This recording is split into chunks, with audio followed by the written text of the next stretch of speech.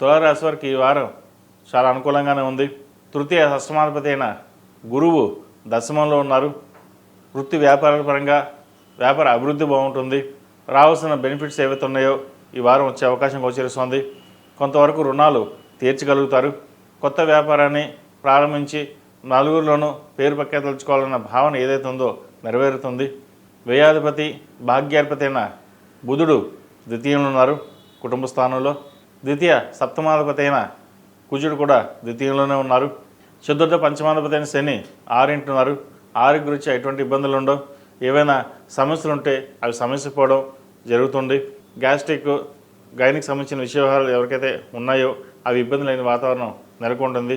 Operation దాకా వెళ్దాం అనుకున్న వారు కూడా తిరిగి రావడం, ఆపరేషన్ లేకుండా బాగుందని చెప్పడం కూడా ఒక అందుకు మంచిదని చెప్పవచ్చు.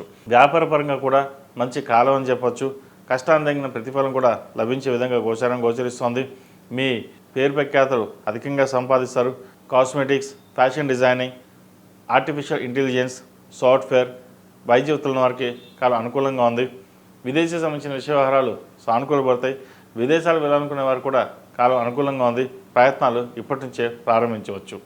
అదేవిధంగా విద్యార్థులకు కాలం అనుకూలంగా ఉంది. చదువు మీద శ్రద్ధ ఎక్కువగా పెరుగుతుంది. నలుగురిలోనూ చక్కగా ఉండాలి, పేరు ప్రఖ్యాతలుచుకోవాలనే భావన ఎక్కువ ఉంటుంది. తల్లిదండ్రులు మన మీద కష్టపడి సంపాదిస్తే మనం చదివిస్తున్నారు అనే భావన ఎక్కువగా ఉంటుంది. ఎవరికైనా డబ్బులు అప్పిస్తే తిరిగి రాదు, వాటి విషయంలో జాగ్రత్త వహించాలి. వ్యాపారపరంగా కూడా ఎక్కువ ఇన్వెస్ట్మెంట్ చేసి ఇబ్బంది పాలు కాకుండా సాధ్యమైనంత వరకు ఎంతవరకు ఇన్వెస్ట్మెంట్ ఉందో అంతవరకు చేయండి, మంచి ఫలితాలు ఉంటాయి. ఈ రాశిలో జన్మించిన స్త్రీలకు వృత్తి ఉద్యోగాల పరంగా వ్యాపార పరంగా చాలా అనుకూలంగా ఉంటుంది.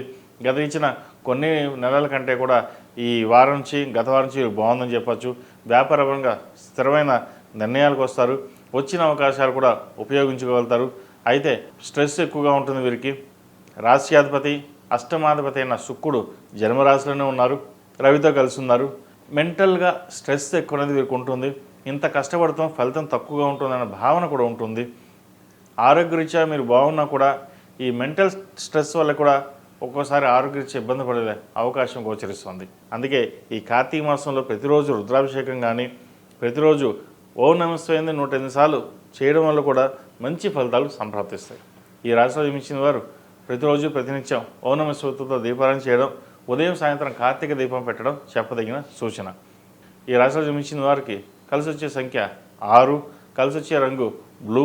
ఏదైనా పని మీద బయటికి వెళ్ళినప్పుడు శుక్రవారం కానీ మంగళవారం కానీ వెళ్ళండి, మంచి ఫలితాలు సంప్రాప్తిస్తాయి.